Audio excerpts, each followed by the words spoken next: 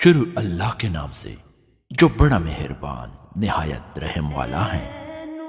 حضرت ابو ہریرہ رضی اللہ تعالیٰ عنہ سے روایت ہے کہ نبی کریم صلی اللہ علیہ وآلہ وسلم نے ارشاد فرمایا، اللہ تعالیٰ چھینک کو پسند فرماتے ہیں اور جمائی کو ناپسند فرماتے ہیں۔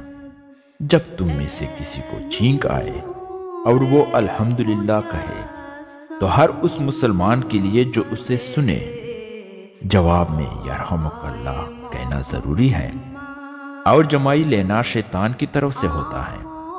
لہٰذا جب تم میں سے کسی کو جمائی آئے تو جتنا ہو سکے اس کو روکے، کیونکہ جب تم میں سے کوئی جمائی لیتا ہے تو شیطان ہنستا ہے۔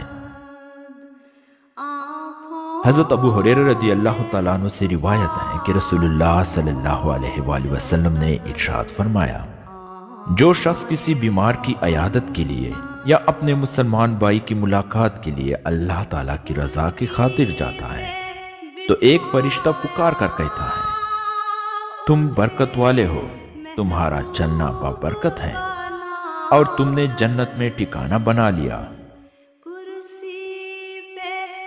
رسول اللہ صلی اللہ علیہ وآلہ وسلم کے آزاد کردہ غلام عزت صوبان رضی اللہ تعالیٰ عنہ سے روایت ہے کہ رسول اللہ صلی اللہ علیہ وآلہ وسلم نے ارشاد فرمایا، جو شخص کسی بیمار کی عیادت کرتا ہے تو وہ جنت کے غرفہ میں رہتا ہے۔ دریافت کیا گیا، یا رسول اللہ صلی اللہ علیہ وآلہ وسلم، جنت کا غرفہ کیا ہے؟